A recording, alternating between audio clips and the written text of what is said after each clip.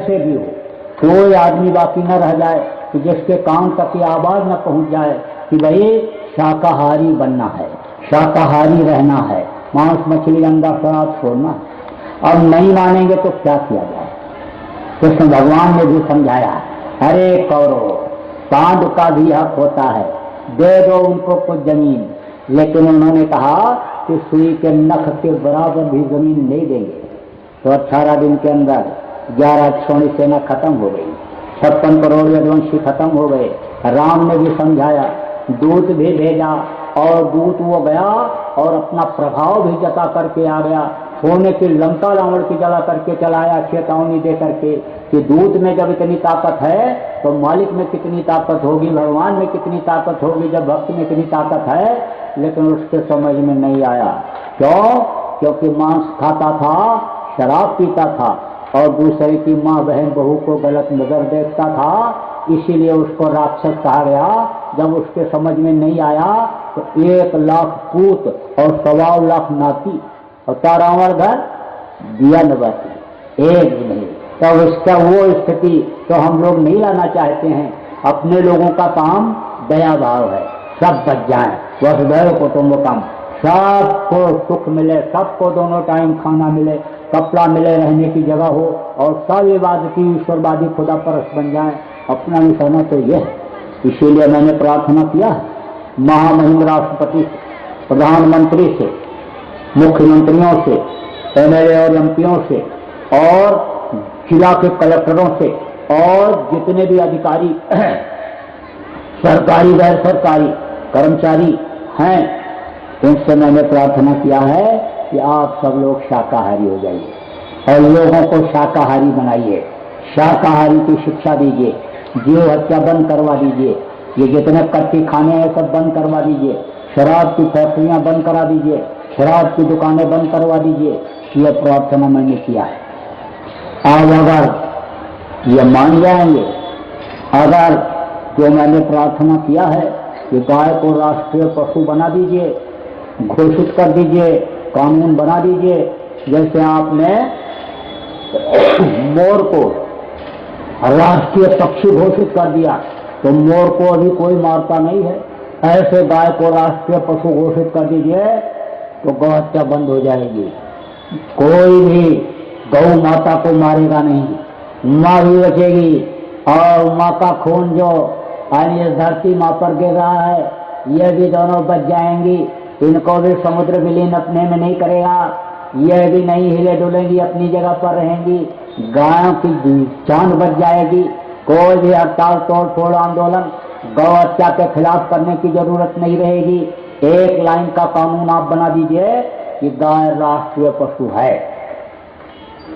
आज इस काम को अगर इन्होंने कर दिया तो जनता इनको अपने दिल में बसा लेगी, हृदय में बसा लेगी और फिर वो निकल नहीं सकते। और अगर ये काम नहीं किया तो लाखों नौजवान शाकाहारी देश के तैयार खड़े हैं, वो करके दिखा देंगे, वो करके दिखा देंगे। कश्मीर से और कन्याकुमारी तक कोई भी मांस की दुकान नहीं रहेगी, मदिरा की दुकान नहीं रहेगी, कोई चोरी व्यभिचार खून कत्ल करने वाला नहीं रहेगा। रात को 12 बजे खुली सड़कों पर अनिय बहन बेटियां घूमेंगी जेवर पहन करके, उन पर कोई भी गलत नजर डालने वाला नहीं रहेगा। सतयुग जैसा वातावरण हो जाएगा। लोग ईश्वरवादी खुदा परस्त हो जाएंगे, भजनानंदी हो जाएंगे। जब दोनों टाइम खाना मिलेगा, तन ढकने के लिए कपड़ा मिलेगा, न्याय और सुरक्षा मिलेगी, लोग भजन में लग जाएंगे। और जब आध्यात्मिक शक्ति इकट्ठा कर लेंगे तो इन विदेशियों के मंसूबे फेल हो जाएंगे। जो ये सोच रहे हैं कि मैंने एटम बम बना लिया, परमाणु बम बना लिया, मैंने कीटाणु बम बना लिया और कीटाणु बम को हम छोड़ देंगे, हिंदुस्तान में जाएगा और वहां लोगों को कीड़े लगेंगे, मर जाएंगे, कुछ नहीं होगा, कुछ नहीं होगा। और वो कीड़े वापस ही जाएंगे, उनके ऊपर उन्हीं को लगेंगे।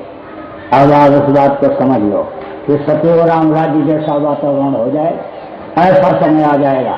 इसलिए मेरी प्रार्थना है आप सब लोगों से और इन लोगों से भी, कोई इलेक्ट्रॉनिक मीडिया के या प्रेस मीडिया के रिपोर्टर आप यहाँ पर हैं, कोई खुफिया तंत्र के हैं, तो आप इसको पहुंचा दीजिए, लोगों तक पहुंचा दीजिए कि सब लोग शाकाहारी हो जाएं, सदाचारी हो जाएं, ईश्वरवादी हो जाएं।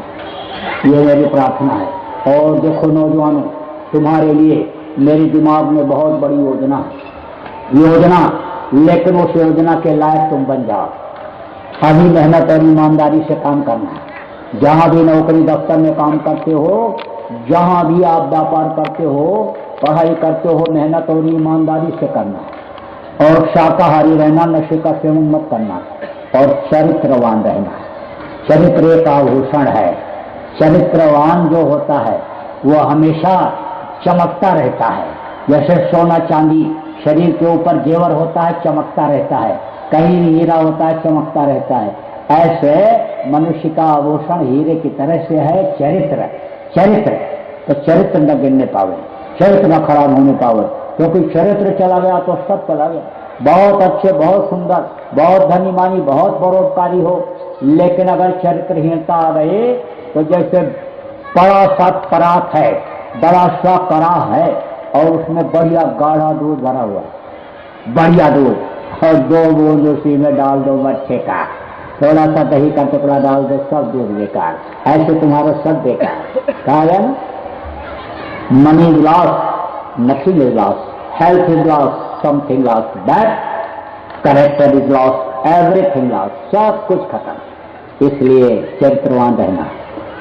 तो अब ज्यादा समय नहीं लूंगा, लेकिन मैं ये चाहता हूं कि जरा सा आपको थोड़ा अभ्यास करा दूं, ध्यान कराने का, ध्यान लगाने का और भजन करने का। ज्यादा देर नहीं बैठेंगे, बैठ जाओ, थोड़ी देर बैठाऊंगा। बैठो, बाल्टी मारो और कपड़ा डाल लो ऊपर से, कपड़ा डालो ऊपर से, और आंख बंद करो, दूर अंधेरे में एक जगह पर देखो, टिकाओ आंखों को, दोनों आंखों को, मन को रोकना, बैठ जाओ, भजन ध्यान पर बैठ जाओ सब लोग, ध्यान लगाओ, कपड़ा डाल लो, यहाँ तक ढक लो, मुंह ढक लो, धोती दुपट्टा जो भी है, जो भी अंगोछा है, रुमाल ढक लो, यहाँ तक मुंह ढक लो, बंद कर लो, मुंह ढको और आंख बंद करके अंतर में देखो। एक जगह दृष्टि को टिकाओ, मन को रोक करके बैठो, जब कहूंगा तब खोलना। कहाँ